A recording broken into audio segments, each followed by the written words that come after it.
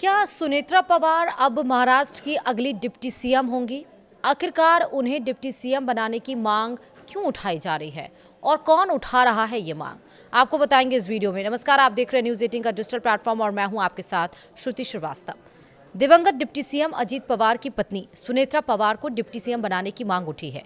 NCP के नेता और मंत्री नरहरी झिरवाल ने कहा है कि सुनेत्रा पवार को डिप्टी सीएम बनाना अजीत पवार को एक श्रद्धांजलि होगी। उन्होंने कहा कि दिवंगत की पत्नी को मंत्रिमंडल में शामिल किया जाए।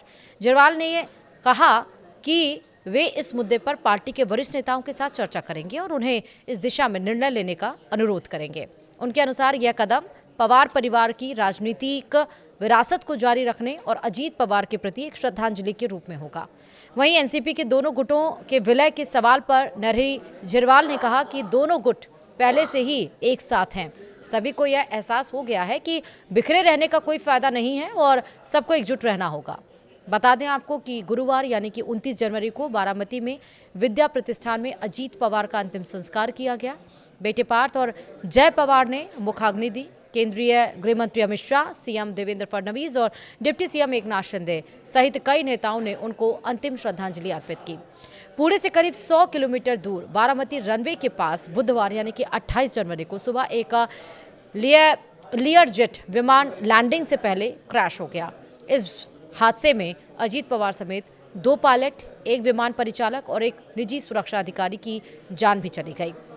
अजीत पवार समेत विमान में सवार कुल 5 लोगों की मौत हो गई। सुनेत्रा पवार, अब उनके बारे में भी जानिए। सुनेत्रा पवार दिवंगत डिप्टी सीएम और एनसीपी प्रमुख अजीत पवार की पत्नी हैं। अभी वो राज्यसभा की सांसद हैं। सुनेत्रा पवार ने साल 2024 में शरद पवार की बेटी सुप्रिया सूले के खिलाफ बारामती से लोकसभा का चुनाव लड़ा था, लेकिन उन्हें हार का सामना करना पड़ा। चुनाव में हार जरूर मिली, लेकिन वो एक नेता के तौर पर स्थापित हो गईं। उनके पास बहुत ज़्यादा राजनीतिक अनुभव नहीं है। सुप्रिया सूले से लोकसभा का चुनाव हारने के बाद सुनेत्रा पवार राज्यसभा के लिए चुनी गईं।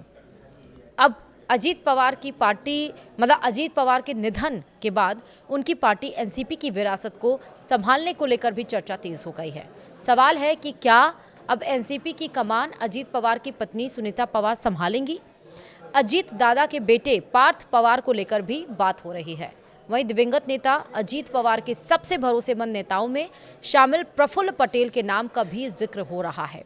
सियासी गलियारों में ये भी चर्चा है कि क्या 2 गुटों में बटी हुई पार्टी फिर से एकजुट हो जाएगी या फिर नहीं, या सुनीता पवार को वाकई डिप्टी सीएम बनाया जाएगा, क्योंकि अजीत पवार के एक श्रद्धांजलि अर्पित करने के लिए क्या नाम जो और भी उठ रहे हैं वो सामने आएंगे। अब हालांकि 3 दिन के लिए शोक सभा रखी गई है। 3 दिन के लिए महाराष्ट्र में कोई कामकाज, सरकारी कामकाज नहीं किया जाएगा।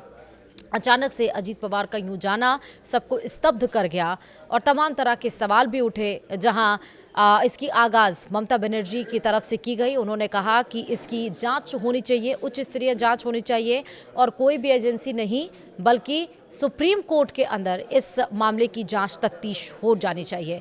उसके बाद समाजवादी पार्टी के नेता अखिलेश यादव ने कहा कि इसके पहले भी बहुत सारे वीआईपीज इस तरह से उनकी मृत्यु हुई है और इसमें भी संशय है, इसकी गहनता से जांच की जानी चाहिए। उसके बाद ये मामला आगे बढ़ा और आम आदमी पार्टी से संजय सिंह ने भी कहा कि इसकी गहनता से जांच की जानी चाहिए।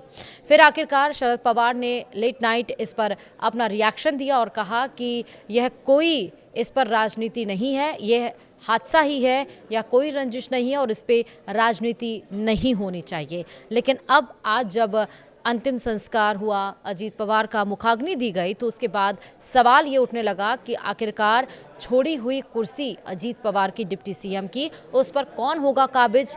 उनकी पत्नी, उनके बेटे या उनके करीबी? अब देखना होगा कि पार्टी को कौन संभालेगा, जिस तरह से अजीत पवार ने संभाल कर एनसीपी को रखा हुआ था। वीडियो में इतना ही। नमस्कार।